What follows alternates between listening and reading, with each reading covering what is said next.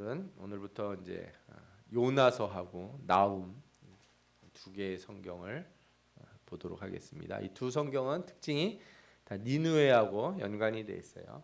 그렇지만 뭐 요나서는 사실은 니느웨하고 완전히 관련이 있다고 보기에는 조금 애매한 면이 있죠. 왜냐하면 내용을 잘 읽어보면 니느웨 얘기보다 요나에게 하고 싶은 얘기가 하나님이 있으셔서 그래요. 근데 어쨌든 간에 연관성이 있어서 우리가 지난주에 오바댜서를 봤잖아요. 오바댜 이렇게 에돔을 향한 예언, 그다음에 오늘부터 요나 나훔에서 니느웨를 향한 예언을 이렇게 보도록 하겠습니다. 먼저 니느웨를 알려면 아수르라고 하는 나라, 니느웨가 아수르의 수도예요. 아시리아, 아수르의 수도입니다. 그래서 요 역사적인 배경을 조금 이해하면 좋을 것 같아요. 그리고 요나서에 나오는 니느웨 관련된 내용들, 그리고 요나서에서 우리가 얻을 수 있는 교훈들이 무엇인지 함께 살펴보려고 합니다. 제가 아수르, 아시리아 뭐 이거를 이렇게 막 뒤섞어서 쓸 때가 있을 텐데 이해를 하세요. 그냥 같은 거라고 이해하시면 돼요. 알겠죠? 우리가 이집트, 애굽 이것도 똑같은 나라인데 우리 성경에는 애굽이라고 표현을 해놓은 거죠. 영어식으로 이집트예요. 근데 발음이 사실은 이 아수르 이 발음이 더 맞는 발음일 거예요. 예를 들어서 이 영어식 발음이라는 게 사실 되게 이상한 발음이 많아요. 미국 사람들 글자를 잘 못 읽어가지고 자기들 마음대로 읽어서 붙인 이름들이 많아서 성경에 나오는 그 이름 표현도 우리가 같이 이렇게 연결해서 보면 좋을 것 같습니다. 자, 이 아수르가 언제 시작했나느냐? 이게 아주 오래됐어요. 이 나라는 창세기에도 이름이 나오는데 10장 11절과 12절에 보면 그가 그 땅에서 아수르로 나아가 니느웨와 르호보딜과 갈라와 및 니느웨와 갈라 사이에 레센을 건설하였으니 이는 큰 성읍이라 이런 말씀이 나오거든요. 이게 이제 노아의 아들 함의 후손인 니므롯이 건설한 나라 중에 하나로 소개가 되는데 창세기에부터 나오니까 고대 국가, 고대 어떤 성, 우리가 창세기에서도 보면은 소돔과 고모라에도 더 왕이 있지 않습니까? 그런데 우리가 지금 이렇게 현대 사회에서 생각하는 그 왕국 그런 개념이 아니라고 보셔도 돼요. 그러니까 이제 마을인데, 그죠? 마을 부족 단위 거기에 있는 왕, 지도자 그런 사람들을 왕이라고 불렀다. 이렇게 생각하셔도 별반 다를 바 없어요. 이때가 뭐 기원전 한 14세기 정도 되니까 엄청 오래된 때거든요. 그러니 뭐 이거를 갖다가 현대적인 왕국으로 이렇게 이해하시면 좀 어려울 것 같아요. 사실 성경에 나오는 이 다윗 왕국, 다윗 왕 시절의 다윗 왕국도 우리가 생각하는 그런 수준, 아니 예수님 시대 때 왕국하고도 완전히 달라요. 보잘것 없다고 생각하셔도 돼요. 규모라든가 이런 체계라든가 이런 게 그럴 수밖에 없어요. 이렇게 여러분들이 생각하실 때 이 역사에 우리가 사는 시대에서 보는 막 대포나 총 이런 거 나오고 막 싸움하는 이런 시대는 진짜 얼마 안 된 거예요. 그죠? 아주 오래전에는 그러니까 이 다윗 왕 시대 때는 철기 문명도 아니고 청동기 시대였거든요. 청동기. 철도 강철 칼도 그 몇 자루 가진 사람이 없었어요. 그래서 다윗도 이 골리앗이 쓰던 강철 칼을 이렇게 하나 갖고 다니지 않습니까? 나중에 그 전에는 그런 게 없으니까 무기도 물맷돌 같은 거 돌멩이 던지고 소모는 막대기로 싸우고 이렇게 됐던 시대였어요. 그러니 이 시대의 왕이라고 하는 그 나라라는 게 그 정도까지는 아니었어요. 그러면 언제쯤 이게 좀 그럴듯한 나라가 되냐? 한 BC 10세기 정도 이때쯤 돼서 드디어 이제 제국 형태로 발전을 해요. 그 이유가 뭐냐 하면은 그 아수르가 있는 지역이 지금 현재 이라크 있는 지역이에요. 여기가 메소포타미아 문명이 발달한 곳이지 않습니까? 전 세계 4대 문명이라고 하는 황하 문명, 뭐 이집트 문명, 그다음에 인도에 있는 인디아 문명, 그죠? 그다음에 여기 이라크에 있는 지역에 있는 메소포타미아 문명 이렇게 볼 수 있는데 이 이라크가 어디냐? 아라비아하고 이란 사이에 있다 보시면 돼요. 이란하고 이라크 저 아라비아 사우디아라비아 반도 사이에 있다. 저기에 강이 그 유명한 강들이 흐르지 않습니까? 티그리스 강, 유프라테스 강이 흘러요. 저 유역이 사람들이 많이 사는 지역이었고, 그리고 저기가 갈대아 우르가 있는 지역이에요. 저기 갈대아 지역이고 저기 우르라고 하는 도시가 있어서 그 가나안 사람들, 이스라엘 사람들의 그 시조가 원래 살던 곳이 어디예요? 저 지역이에요. 그러니까 저 메소포타미 문명에서 이렇게 나왔다 이렇게 이해하시면은 역사적으로 맞을 거예요. 그래서 아시리아를 이해하는데 아시리아가 크게 이제 두 개의 나라처럼 느껴질 때가 있어요. 그러니까 고대 아시리아가 있고 그 뒤에 신아시리아가 있다 이렇게 생각하셔도 돼요. 고대 아시리아가 이렇게 번성을 하다가 좀 쪼그라들어요. 막 쪼그라들어요. 저 진한 색으로 되어 있는 데가 고대 아시리아 그 영역이었는데 저희가 쪼그라들었다가 나중에 우리 북이스라엘이 아수르에 망하지 않습니까? 북쪽이 BC 722년에 망해요. 아수르한테. 그 시절에 아수르가 다시 커져가지고 저렇게 등치가 커집니다.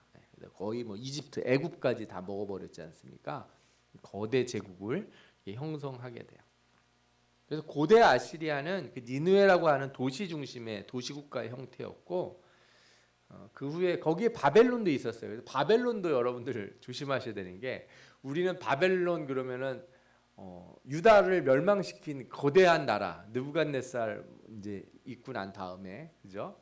뭐 고레스 왕 뭐 이렇게 쭉 나가는 그죠? 페르시아까지 연결되는 그 지역에 있었던 바벨론 제국을 생각하잖아요. 느부갓네살 왕이 있었던. 그런데 바벨론도 아주 옛날부터 있던 나라예요. 그 동네에. 규모가 커졌다 작아졌다 크졌다 작아졌다 뭐 아수르한테 잡혀 먹었다 다시 또 번성해졌다 뭐 이러는 나라였다고 생각을 하시면 돼요. 고대 시대에는 서로 막 그렇게 있었어요. 그래서 우리가 그래서 기억하는 건 다 언제냐면 이후에 제국이 됐을 때 아시리아는 이제 BC 900년 정도부터 제국으로 불리는 큰 나라를 형성하게 돼요. 얼마나 커지냐 애굽을 위협할 정도가 되고 그렇게 성장하다가 또 내부에 정치적인 분열이 일어나고 반란 같은 게 일어나서 나라가 어려움에 처해요. 쪼그라들어요. 그 쪼그라들었을 때가 언제냐? 이렇게 요나가 가가지고 이렇게 선포할 때예요. 그때가 아시리아가 쪼그라들었을 때예요. 그리고 나서 또 다시 번성을 해요. 뭐 회개를 해서 번성했는지는 잘 모르겠지만 하여튼 그 뒤에 아수르가 번성을 해가지고 이스라엘을 갖다가 멸망시키고 그 애굽도 공격하고 뭐 이렇게 커져요. 그렇게 막 번성을 하다가 어떻게 됐을 것 같습니까? 핵 쓰러져 버려요. 바벨론한테 쓰러져 버려서 아수르라고 하는 나라가 이제 완전히 없어져 버려요. 성경에는 이 아수르의 왕들이 여러 명 나오는데 살만에셀이라고 하는 왕이 나와요. 보통 뒤에 몇 세 이렇게 붙인 거는 성경에 안 나와서 우리가 성경 읽다 보면 왕 이름이 비슷한 이름이 계속 나오는 거예요. 그 옛날에도 나오고 또 나오고 저 나라 왕은 그렇게 오래 살았나 막 이런 생각을 하잖아요. 그래서 이 고대 문헌들을 찾다 보면은 왕들이 몇백 년씩 산 것처럼 나오는 왕들이 있어요. 근데 실제로 그 왕이 몇백 년을 산 게 아니고요.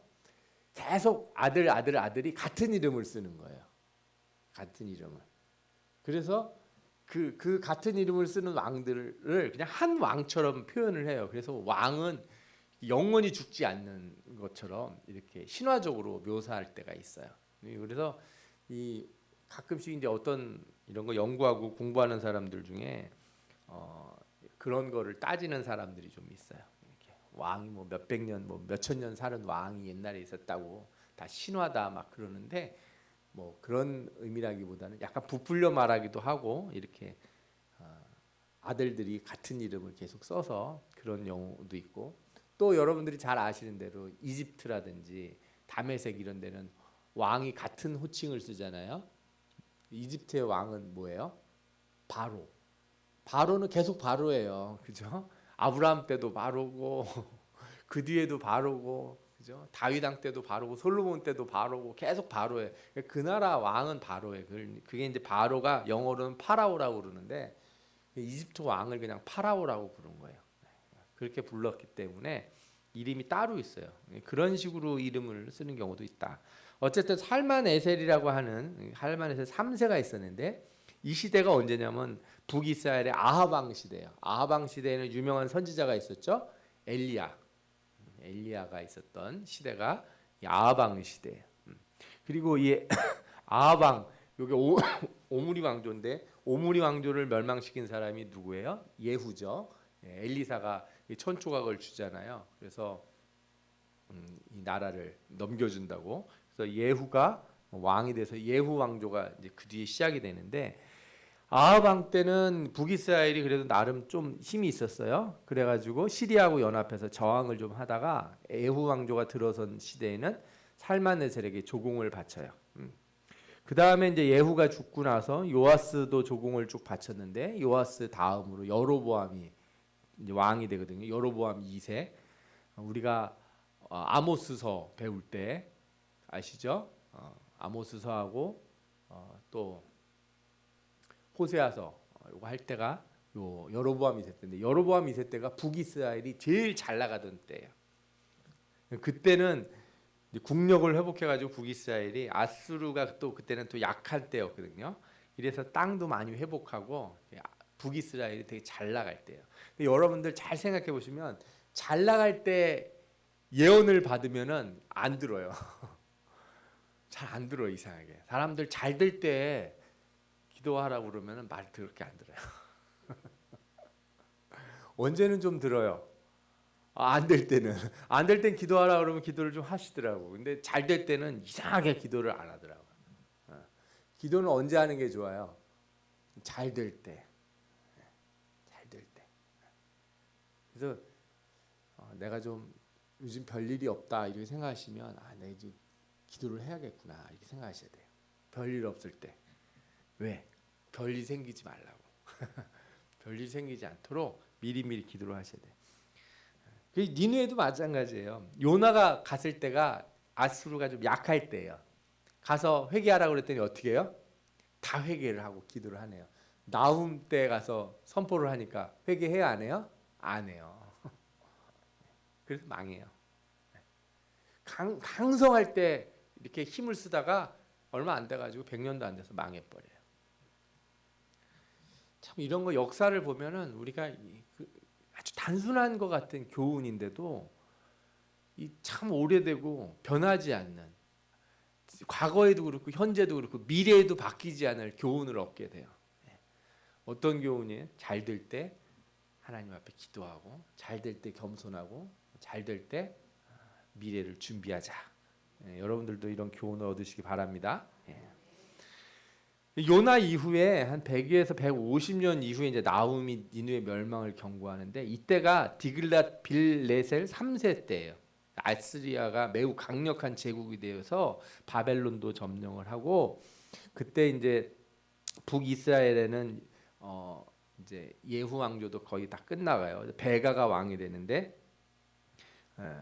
이 베가 왕 때 베가가 남유다 아하스 왕하고 같이서 이렇게 같이 연합을 해가지고 아시리아한테 대적을 하자 그러는데 남유다는 그렇게 안 했어요. 아시리아 편에 서요. 이 아하스 왕이. 그래서 이때 아수르는 아람을 멸망을 시켜요. 다메섹을 멸망을 시켜요. 그때 그래서 아하스가 다메섹에 이 승전 기념식에 참석하러 갔다가 거기에 있는 대단한 신전을 보고 와가지고 어떻게 해요? 남유다 땅에 똑같은 걸 만들어요. 우상의 신전을. 그 다메섹 가서 보고 온 거 아수르가 만들어 놓은 거 보고 뺏겨서 와서 만들어요. 이 아하스 때 그런 문제들이 많았어요. 살만에셀 5세는 그 뒤에 어떤 일을 하냐? 북이스라엘이 반역을 꾀하자 완전히 멸망시키고 이후에 히스기야의 유다를 위협을 해요. 그런데 히스기야 때 하나님의 도우심으로 유다가 아시리아를 이겨내게 되죠. 여기 나오는 왕이 살만에셀 5세고 앞에 처음에 예후 왕조 때 나온 왕은 살만에셀 3세예요. 그러니까 왕이 길다고 생각을 하시면 안 돼요. 이게 착각할 수가 있는 거죠. 그래서 이제 히스기야 때는 누가 나오냐면 사네립이라고 하는 아수르 왕이 나오죠. 유다를 공격을 해요. 처음에 조공을 바쳤다가 다시 공격을 하는데 전염병으로 물러가고 그때 또 신하 랍사게가 유다를 공격하는 선봉장으로 와서 막 나라를 비방하고 하나님을 모욕하고 왕을 모욕하잖아요. 그때 하나님이 히스기야가 기도를 하죠. 하나님 앞에. 하나님이 히스기야 왕의 기도를 들으시고 아시리아를 칩니다. 그래가지고 아시리아가 하나님의 능력으로 완전히 지들끼리 죽어요. 그리고 돌아가게 돼요.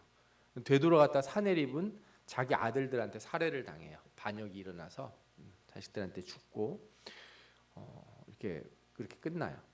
그래서 아시리아는 이후에 이제 애굽을 점령할 정도로 강대해졌으나 유다를 건들지는 못했는데 나중에 느부갓네살의 아버지 나보폴리살에 의해서 아시리아는 멸망을 당해요. 이렇게 해가지고 아시리아는 끝나요. 그래서 북이스라엘과 관련이 깊은 나라가 아시리아예요. 남유다는 하고는 언제 얘기가 많이 나오냐? 히스기야 때 얘기가 많이 나온다. 우리가 역사 이미 다 배웠고 여러분들이 이사야서 배웠을 때 이 랍사게 얘기나 이런 거 다 기억이 나실 거예요. 띄엄띄엄 기억이 나시겠지만 하여튼 상황이 그렇다. 이 정도는 상식으로 알고 계시면 좋을 것 같아요. 이 전반적인 이게 아수르 얘기고 이제 연대나 이런 거는 또 책마다 조금씩 달라요. 그러니까 뭐 저건 그렇게 중요하지 않아요. 하여튼 저런 일들이 있었다는 것만 알고 계시면 좋을 것 같아요.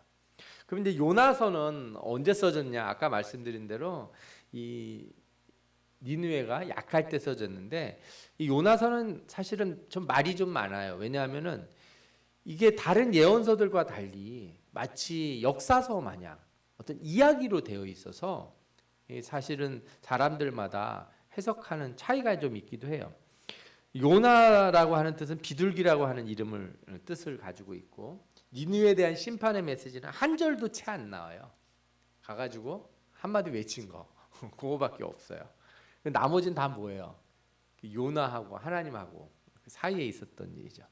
요나서 내용 성격을 보면 미드라시가 뭐냐면은 우리나라로 따지면 삼국유사, 일종의 야사 비슷한 거 있죠. 그 이스라엘의 책들 중에 미드라시라고 하는 책이 있는데 창세기에 관련된 창세기부터 쭉 있어요. 미드라시가 이게 뭐냐면 이게 성경에 안 나오는 뒷얘기들이 거기 이렇게 많이 있어요. 근데 성경이 아니죠. 정경도 아니고 뭐 외경이라고 부르지도 않고 그냥 그 이스라엘 나라의 전설 같은 그런 이야기들인데 요나서 성격을 보면 그 미드라시적 성격이 있다 이렇게 보는 학자도 있고 풍의적이고 교훈적이다 이렇게 보기도 해요. 그러나 요나서는 역사적 사건을 바탕으로 하고 예수님도 요나가 물고기 뱃속에 있었던 것을 언급해요. 그렇죠? 그래서 요나 이렇게 뱃속에 들어가 있던 것을 예수님이 이 무덤에 죽음에 있는 그것과 대비해서 말씀하시거든요. 그래서 요나서를 풍유적으로 보기보다 역사적인 사건을 분명히 가지고 있다. 물론 현대 와서 사람들이 정말 물고기 뱃속에 들어갈 수 있냐 없냐 뭐 거기 가면 죽냐 그게 물고기냐 고래냐 아니면 고래 상어냐 뭐 별의별 얘기를 하는데 그런 거는 중요하지 않고 그게 무엇이냐가 중요한 게 아니라 그 요나가 하나님이 요나를 어떻게 돌이키셨는가, 그죠? 그가 바다에 빠졌음에도 불구하고 하나님이 그를 살려내셔서, 그죠? 구원하시면서 그 가운데 회개를 일으키신 것, 이것이 더 우리한테 포커스가 돼야지. 그 물고기가 정말 어떻게 생긴 물고기냐, 무슨 종이냐를 굳이 그렇게 따질 필요는 없을 것 같아요. 제가 봤을 때는 그래도 고래보다는 고래 상어 같은 이런 물고기가 아니었을까. 이렇게 아내가 크더라고요, 걔네들이. 예. 자, 요나서 배경이 여로보암 2세 때라고 말씀드렸잖아요. 요 기간에 아수르가 힘이 약해졌던 시절이에요. 북이스라엘은 아수르가 힘이 약해진 틈을 타서 아람, 다메섹이 있는 땅까지 영토를 확장을 하고 다윗과 솔로몬 시대 이후에 가장 넓은 땅을 갖게 돼요. 요나가 활동하던 시기에 북이스라엘은 거꾸로 호세아가 회개를 촉구하고 아모스에 의해서 심판을 경고받아요. 참 아이러니하죠.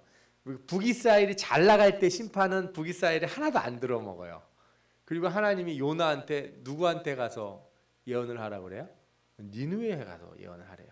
니느웨는 어떻게 해요? 회개하고 살아나잖아요. 그러니까 하나님이 이 북이스라엘을 보는 마음이 어떻겠어요? 저 이방 나라도 회개하고 저렇게 살아나는데 니네는 왜 이렇게 경고를 하는데 돌이키지 않느냐. 사실 그런 이 대비를 같이 보여줘요. 이게 단순히 니느웨라고 하는 나라에 하나님이 구원의 은혜를 베푸신 그런 게 아니, 그런 걸 넘어서 이방인들도 회개하는데 왜 이스라엘은 회개하지 않는가 하는 큰 메시지를 이 성경이 담고 있다, 이렇게 볼 수 있어요.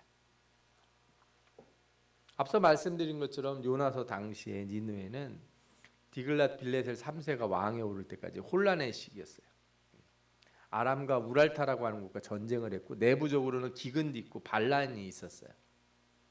그래서 요나서에 보면 아수르에 가서 전해라, 이렇게 아수르 왕이 나와서 뭘 이렇게 회개를 했다, 이렇게 표현이 안 되고 다 뭐라고 표현되어 있어요?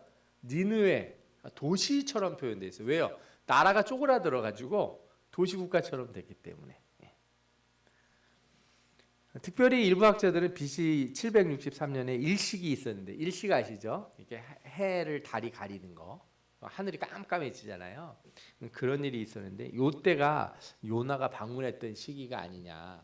그런 천지 이런 기상 변화 같은 게 일어나면 이런 것들은 많은 사람들이 징조로 알지 않습니까?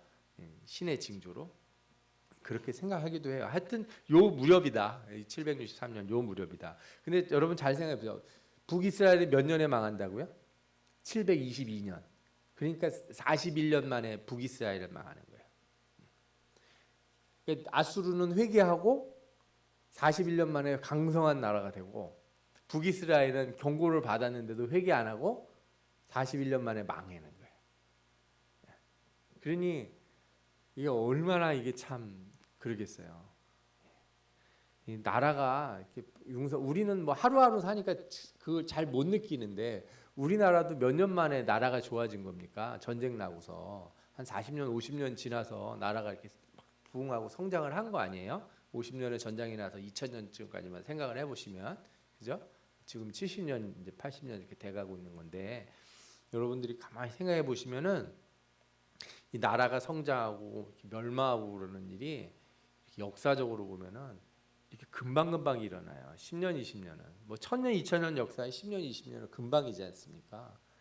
그러니까 우리도 이렇게 요즘 한국이 어렵고 그런다는데 진짜 기도해야 돼요. 나라를 위해서 기도하고, 그죠? 이런 회개의 메시지가 이렇게 나올 때 많은 성도들이 좀 듣고 그래야 돼요.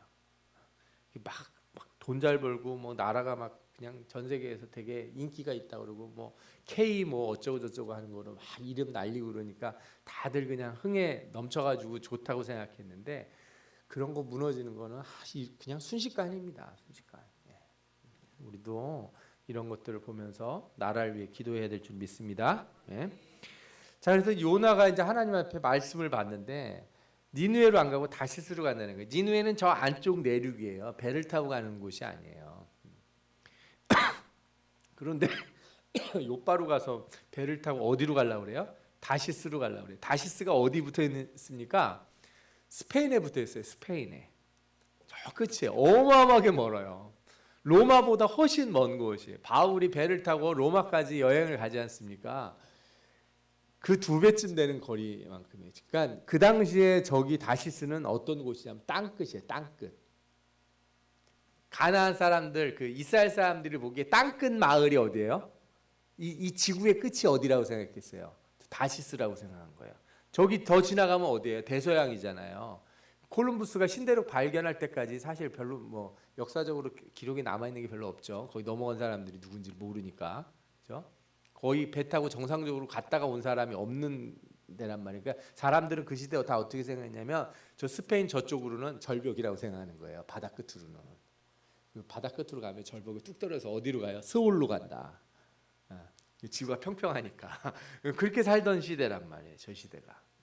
그러니까 요나가 어디로 피했다는 거예요? 땅끝으로. 하나님 얼굴을 피해서 땅끝으로 숨어서 간 거예요. 땅끝으로. 끝마을로. 그냥 어느 먼 동네 다시스라고 하는 어느 경치 좋은 해변가 마을로다가 리조트 간 게 아니고 하나님의 얼굴을 피해서 진짜 땅끝으로 숨은 거예요.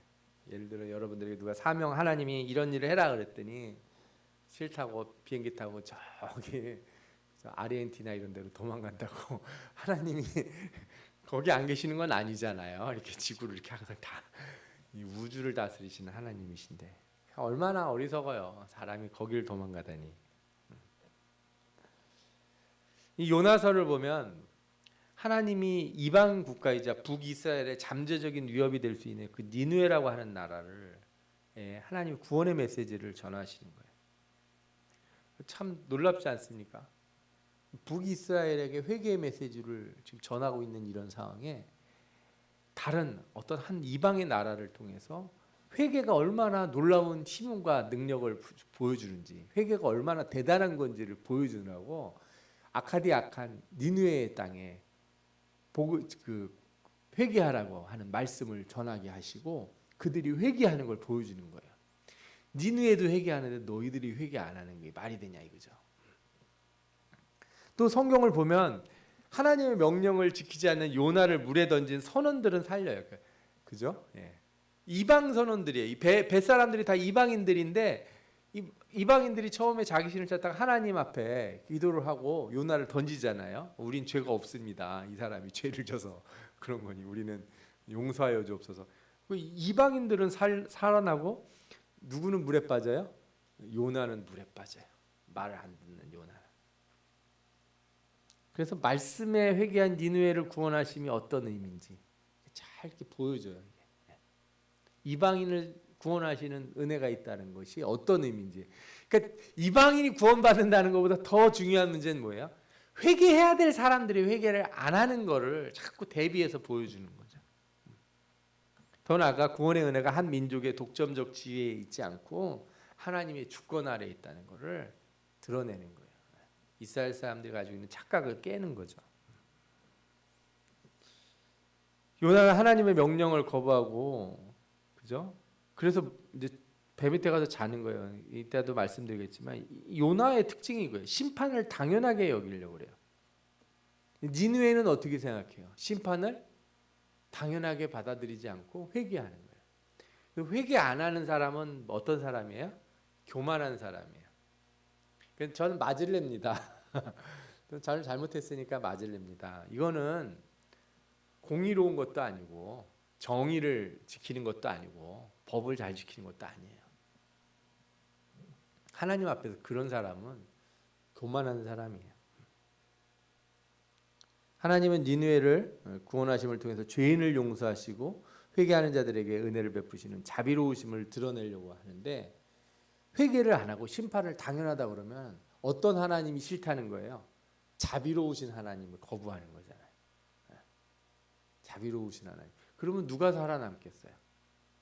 그거는 인간이 가진 아주 큰 교만이라고 보여져요. 요나와 이 니느웨의 관계를 통해서 오히려 악을 행해서 심판을 받는 니느웨는 겸손하고 회개하고 돌이키는 역할을 보여주고 요나는 고집세고 교만하고 그죠? 회개하지 않는 그런 신자들의 모습을 보여주는 거죠. 그래서 우리는 요나서의 교훈들을 좀 생각해 볼 필요가 있어요. 우리가 아는 요나는 누굽니까? 사람들은 다 이 물고기의 뱃속에 있다 나온 요나 이걸 많이 기억을 해요. 이게 우리가 제일 많이 생각하는 요나죠. 그러나 요나서의 더 큰 그 특징, 가장 중요한 핵심 주제는 저 박넝쿨 아래서 니느웨가 언제 멸망하나 이렇게 쳐다보고 있는 저 요나의 모습이에요. 끝까지 안 바뀌는 저 요나. 그렇게 고집세고 하나님 말씀이라고는 그냥 바늘 하나도 안 들어가는 그런 요나의 모습. 우리가 요나서를 볼 때는 저 물고기 들어간 요나가 핵심이 아니고 저 뒷부분에 있는 요나에 좀 더 중심을 둬야 될 것 같아요. 저는 요나가 어떤 사람이냐? 요나는 진짜 포기를 잘해요. 아님 말고요. 뭐 이런 성격이에요. 하나님 명령을 듣지 않고 다시스로 떠납니다. 땅끝 마을로. 그렇죠? 풍랑을 통해 회개를 촉구하시는 거예요. 그런데 어떻게 해요? 뱀이창에 들어가서 잠을 자는 거예요. 그러니까 풍랑이 일기 전에 들어간 게 아니라 성경을 읽어보면 어떻게 나오냐면 풍랑이 이는데 어디로 들어가요? 사람들은 막 짐 가볍게 하려고 그러는데 뱀이창에 들어가서 자는 거예요. 여러분들 이런 때가 있어요. 신자들도 어느 때요. 환란이 어려움이 분명히 닥쳐서 기도해야 될 때인데 기도가 안 돼. 잠만 와. 간신히 교회 기도하러 나왔다가도 입이 뻥끗도 안 되고 뭐만 하게 돼요? 졸다가. 여러분 기도도요. 하나님 은혜를 주셔야 기도가 되더라고요. 기도에 맥이 잡혀야 기도가 나오는 거예요. 와서 앉아 있다고 기도가 되는 게 아니에요. 요나 같은 사람들 지금 당장 문제가 있는데 앞에 일이 막 있어서 내가 기도 안 하면 안 될 것 같고 누구 하나 날 도와줄 사람이 없는 것 같은데 기도 안 하고 잠만 퍼져 자는. 그래 놓고서 문제가 터지니까 이제 어떻게 해요? 아, 내가 잘못했어요. 날 던지세요. 그죠? 예. 때리다면 때려보세요. 뭐 내가 안 한 거 뭐 사실이지 뭐 이래서. 그죠? 내가 잘못했으니까 나는 그냥 맡겠습니다. 그래서 저는 이렇게 뻔뻔한 사람은 처음 봤어요. 하나님 이 정도로다가 어떻게 기회를 주면 회개를 해야 되는데 어떻게 해요? 뻔뻔하게. 아, 죽겠다는 거예요, 그냥. 와, 나는 이런 아들들이 있으면 부모가 때리기도 어려워요. 몽둥이를 때리라면 나 때리세요 이러고 있으면 부모 어떻게 하겠어요? 참. 하나님께 기도하는 이 뱃사람들과 뱃사람들에게 자신을 바다에게 던지라고 말하는 거예요. 그리고 근데 하나님은 어떻게 물고기를 준비하셔서 요나를 회개를 기다리세요. 그러니까 하나님은 하나님의 백성을 때리는 게 목적이 아니에요. 풍랑에 던져서 골탕 먹이는 게 목적이 아니에요. 뭐가 목적이에요? 하나님의 목적은 회개하고 돌이키는 게 목적이잖아요. 아, 더 패세요. 그래도 하나님은 진짜 어려운 가운데 빠뜨리더라도 꼭 어떻게 하세요? 구원하실 길을. 그러니까 하나님은 고개를 돌리지 않으세요. 자기 백성에게. 하나님이 자기 백성에게 고개를 돌린 것처럼 느끼는 건 그 신자가 그렇게 느끼는 것뿐이고 하나님은 한 번도 고개를 돌리시질 않아요. 던지게 하시고 어떻게 해요? 이렇게 슬쩍 갔다가 이렇게 물고기 딱 갖다 놔서 딱 살려주시잖아요. 여러분들도 이렇게 포기를 좀 안 하는 사람들이 됐으면 좋겠어요. 늦은 건 없어요. 기도에 저는 늦었다는 없다. 기도하는 일에 늦었다는 없다. 일이 잘못돼서 다 망가지고 그래서 막 뭐 돈도 잃고 건강도 잃고 부서지고 사업이 안 되고 막 이렇게 돼도 아직 뭐가 남았어요? 기도할 수 있는 시간이 남아있다. 여러분들은 기도는 이렇게 망하기 전에만 기도하는 게 기도가 아니에요. 벌을 받는 과정에서도 뭘 해야 돼요? 기도해야 되고 부서지고 깨진 과정에서도 기도를 해야 돼요. 그러니까 이스라엘이 처음에 하나님이 기도하라고 그럴 때는 언제예요? 망하기 전이니까. 너희들이 기도하고 회개하면 돌이킬 것이다. 막아주겠다 그랬는데 그 다음에는 안 돼서 심판을 하잖아요. 그 심판한 다음에 이제는 기도해도 안 들으실 것이다 그래요? 아니에요. 기도하라는 거예요. 끝까지 기도하라. 하나님이 너희들 회복시켜 주실 것이다 약속해놓고 또 뭐라 그래요? 내가 이렇게 약속을 했지만 그럼에도 불구하고 너희들은 뭐해라? 기도해라. 아멘. 기도하는 여러분들 되시기 바랍니다. 그리고 이 자비하신 하나님을 이제 요나가 만나요. 자기는 뱃속에서 살아났는데 구원은 하나님에게 있습니다. 그래서 나와요. 입을 꼭 다물고서. 그리고 니느웨로 걸어갑니다. 그런데 요나서에 니느웨가 얼마나 큰 도시냐? 사흘을 걸어야 될 만큼 큰 도시다 이렇게 표현이 돼요. 엄청 큰 도시겠죠. 그런데 니느웨에 가서 딱 하루 외쳐요. 하루 나흘 동안 외치고 그리고 어떻게 해요? 산으로 올라가서 언제 망하나. 아니 3일 정도 걸어 다녀야 될 도시면 3일을 좀 다녀야 될 거 아니에요. 3일은 진짜 이 요나를 보면은 참 누가 생각이 나요. 저 자신도 생각이 나고 우리 모두가 다 생각이 나는 것 같아요. 하라고 그러면 좀 제대로 하면 되는데 아이들 청소하라고 그러면 방 좀 치우라 그러면 어떻게 해요? 대충 몇 개 이렇게 옆에다 던져놓고서 다 치웠다고 그러는 애들 같이 그렇게 일을 한다니까요. 그리고 니느웨 사람들이 이제 어떻게 해요? 회개를 하고 돌이키고 하나님이 이렇게 하늘에서 불꽃쇼를 보여주실 줄 알았더니 아무것도 안 던지시고 멸망도 안 하고 아무 일 없이 그냥 다 깨끗해지는 거예요. 요나가 이걸 싫어했다는 거예요. 자기는 물속에 들어가서 물고기가 살려준 그것도 고생이라고 그러면 고생이라고 할 수 있겠죠. 그래서 싫어했는지 뭐가 싫었는지 요나는 처음부터 하나님이 자기를 니느웨로 가라 그럴 때부터 니느웨를 구원해 주실 거라는 걸 알고 그게 싫었다는 거예요. 저는 요나의 마음도 이해가 돼요. 이 세상을 보면서 자비로우신 하나님이 너무 많다. 자비로우신 하나님의 은혜가 너무 넘친다. 이렇게 생각하는 신자들이 있어요. 그래서 용서와 자비보단 심판과 정죄를 더 원하는 사회. 저는 이게 요즘 사회라고 생각해요. 그 TV에서 뭐 나오고 그러면 뭐 예를 들어서 이렇게 요즘 전세 사기 뭐 이런 거 나오잖아요. 그런 놈들은 싹 잡아다가 어떻게 해야 돼요? 그냥 다 때려 죽여야 된다고 표현이 죄송합니다. 감옥에다가 그냥 놓여야 되고 막 사형제도 막 부활시켜야 된다고 그러고 그죠? 강한 처벌을만이 요즘엔 대세예요. 그래서 드라마도 뭐가 인기예요? 복수국.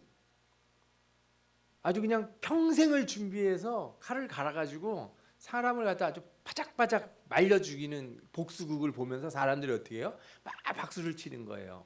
잘한다고, 시원하다고.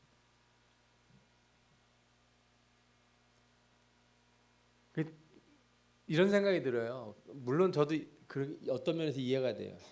공의가 바로 쓰지 못하니까 용서도 사실 공의와 용서는 동전의 양면 같은 거예요. 공의가 이루어질 때 용서도 이루어질 수가 있어요. 그건 사실이에요. 벌을 제대로 안 받으니까 용서도 제대로 할 수가 없어요. 벌을 안 받은 사람한테 어떻게 용서를 해줄 수 있겠어요?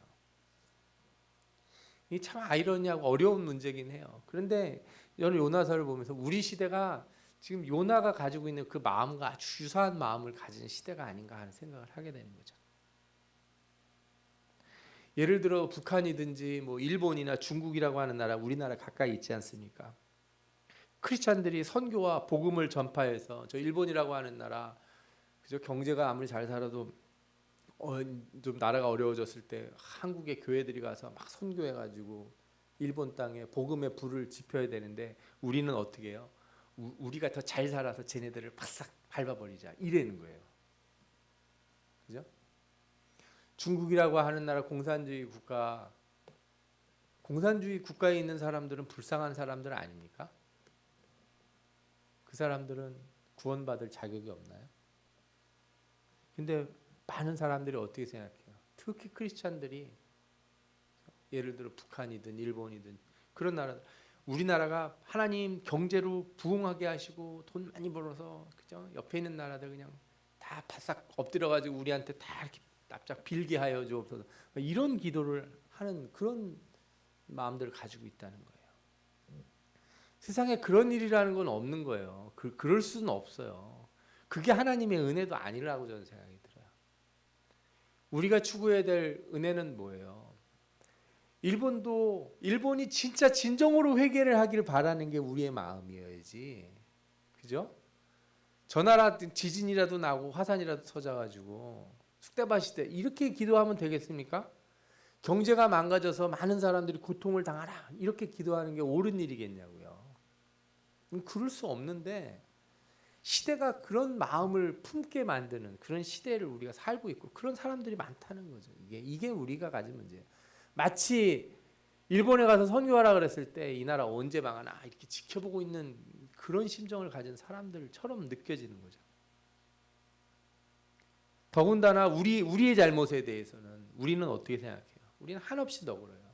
하나님이 이 땅에 순교자들을 보내시고 선교사들을 보내서 이렇게 교회를 세우시고 우리 한국 교회가 잘못한 건 너그럽게 생각하면서 다른 나라들 교회가 어려워지고 그래서 교회에 막 여러 가지 막 교회가 도서관이 되기도 하고 뭐 카페가 되기도 한다는 그 유럽의 얘기들을 들으면서 막 되게 비난하는 듯한 그런 태도들을 취하는 거는 우리가 가져야 될 태도는 아닌 것 같아요.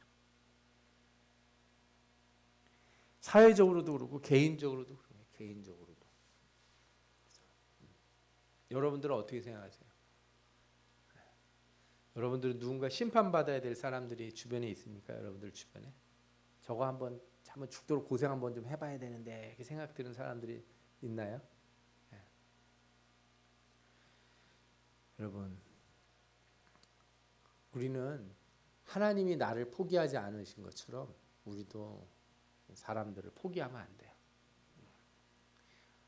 우리는 사회를 포기해서도 안 되고 이 다른 나라들, 국가들, 저 북한도 마찬가지예요. 우리가 한국의 교회가 북한을 포기하는 순간 거긴 끝이에요. 끝. 아무도 기도해 줄 사람이 없어요. 그 나라를 위해서. 저 나라에 있는 저 백성들을 놓고 기도해 줄 사람이 이 세상에 한 명도 없는 거예요. 한국의 교회가 기도하지 않으면. 우리가 포기하면 거긴 진짜 희망이 없어요. 거기는. 근데 왜 한국의 교회가 그런 일을 중단하고 이제 막 싸우려고 하고 그런 또 쪽을 지지하고 막 이럴까? 네? 핵무기라도 막 갖다 놓고 막 이래서 막 전쟁이라도 준비하는 쪽을 지지하는 것 같은 느낌이 들 때마다 마음이 시겁시겁하는 거예요. 우리가 기도 안 하면 저들은 도대체 누가 기도해 줄까?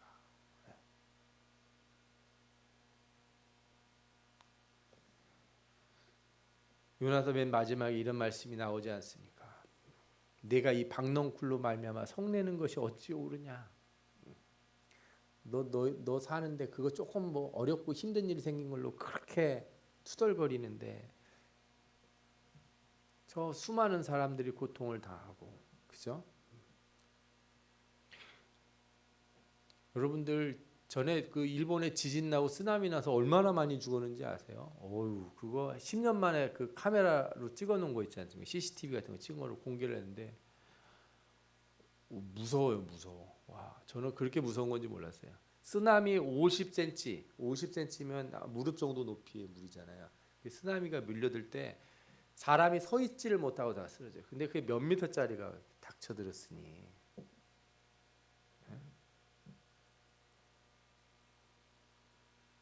우리가 그런 고통을 너무 쉽게 생각하는 거예요. 그렇죠? 전쟁 나는 나라에서 막 요즘 미디어가 그 전쟁 나면 막 미사일 날아다니고 카메라를 찍고 막 생중계하고 그러니까 그죠? 뭐 팍 터지고 탱크 뻥 터지면은 와 진짜 멋있다 막 멋있긴 뭘 멋있어요. 그 탱크 안에 사람이 들어 있는데 그 우리나라 사람이 아니고 러시아 사람이든 어느 나라 사람이든 사람이 들어 있어서 사람이 죽는 거잖아요. 우리가 그걸 보고 좋아할 이유가 하나도 없는 거거든요. 따지고 보면. 하나님 말씀하시는 게 그거야. 너 박농꿀 하나도 너희들 화분에 심은 그 꽃 하나도 죽는 거 그렇게 너희들 안타까워하면서 좌우를 분별하지 못하는 자가 12만 명이고 가축도 많이 있는데 내가 어찌지 아끼지 아니하겠느냐. 응? 앞뒤 분간 못하는 수많은 사람들이 저렇게 살고 있는데 저들을 내가 아끼고 기회를 주는 게 어떻게 그게 못마땅할 수가 있냐 너희가. 이제 생각을 해봐요. 북한이라고 하는 나라에 저 독재자가 있는데 후딱 죽고 막 이렇게 어떻게 돼야 되는데 하나님 무슨 뜻이 있는 거예요. 사람을 살리려고 하시는 하나님의 뜻이 있는 거지. 북한이 막 번성해서 막 미사일 보내서 우리나라 다 막 죽고 막 이러려고 하나님이 북한을 그렇게 놔두시는 게 아니거든요. 기도해야 될 때를 놓치면 안 되거든요. 우리가 자꾸 다시스로 도망가면 안 돼요. 우리가 가서 전해야 돼요. 그냥 조금 얘기해놓고 저것들 언제 죽나 보자 하고 쳐다보면 안 되고, 그죠? 그냥 한마디 그냥 몇 마디 던져놓고서 그 예전에 잠깐 북한 선교 한참 좀 하다가 그죠? 좀 잠깐 불이 일어났다가 그분들도 거의 돌아가셨어요. 그 북한에 고향 있던 그런 목사님들이나 이런 분들 참 열심히 그때 북한 선교했는데 그 뒤로는 진짜 뭐 아무것도 없는 것 같아요. 북한 선교한다 그러면 요즘은 그냥 빨갱이 취급받는 십상이니까. 일본에 가서 선교하는 것도 그렇게 어렵다고 그러더라고요. 중국도 마찬가지예요. 왜 중국 같은 데 가서 선교를 하냐고 그런 얘기를 한다는데 우리가 이렇게 하나님의 뜻을 잘 깨달을 줄 알고 그렇죠? 우리에게 만민을 위하여 기도해야 될 사명이 있다는 것을 잘 아시길 바랍니다. 아멘. 그래서 우리 요나의 같은 자세를 벗어나서 자비로우신 하나님 끝까지 우리를 기다리시고 회개를 원하시는 하나님의 그 음성을 듣고 같이 기도하는 여러분들 되시기를 축원합니다. 아멘. 우리